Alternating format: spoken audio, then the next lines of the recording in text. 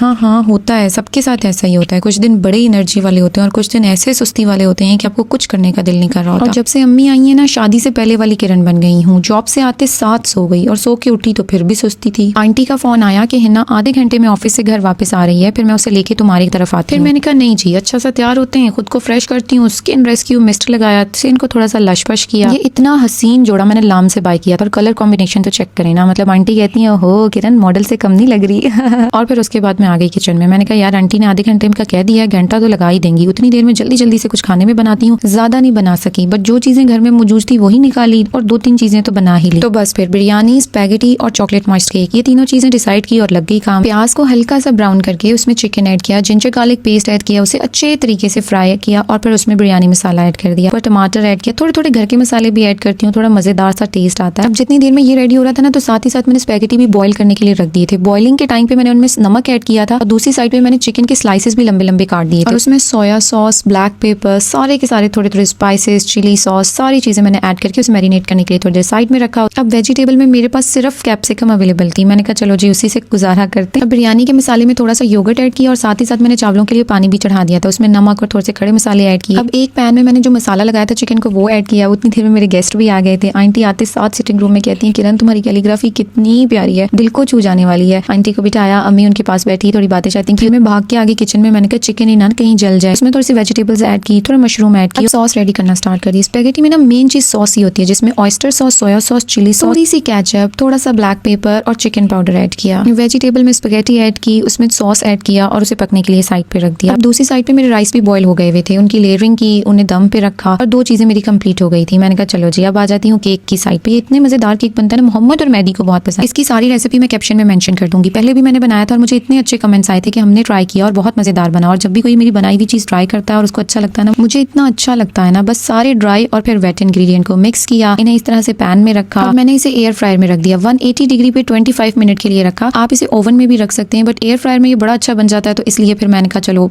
Oven की जरूरत नहीं है। अब केक के ऊपर जो चॉकलेट स्प्रेड करनी है ना, उसको मैंने क्रीम में लेके 2 किस्म की चॉकलेट, डार्क और नॉर्मल मिल्क चॉकलेट ऐड करके उसे माइक्रोवेव में रखा। जब वो मेल्ट होगी तो उसे ठंडा होने के लिए फ्रिज में रख दिया। उस्मान ने सैलेड काट के दिया और फिर मैंने कहा जल्दी से मैंगो लस्सी बना लेती हूँ। टाइम बहुत कम था, इसलिए भाग भाग के जो मेरे से हो सकता था मैंने कर लिया। अब सब चीजें रेडी थी, बस डिश आउट का टाइम था, तो सारी चीजों को डिश आउट किया। बिरयानी इतने मजेदार बनी, आंटी कहती हैं हर चीज बहुत टेस्टी बनी। जब खाने वालों को पसंद आ जाए ना, तो समझो कि आपकी सारी मेहनत पूरी होगी। हम बैठे बातें, खाने तो बस सिर्फ एक बहाना होता है। मुझे दिल करता है कि मेरे घर आंटी हमेशा आया करें, बैठा करें, बातें किया करें। केक भी मेरा रेडी था, इतना मजेदार सॉफ्ट बना। आंटी कह रही थी कि बिल्कुल ऐसा लग रहा है जैसे पाकिस्तान में क्लेयर्स का केक होता है। मैंने कहा आंटी अब इतना भी खुश ना करें, ये तो थोड़ा एक्स्ट्रा ही हो गया है। मिलते हैं एक नए व्लॉग में। अल्लाह हाफिज़।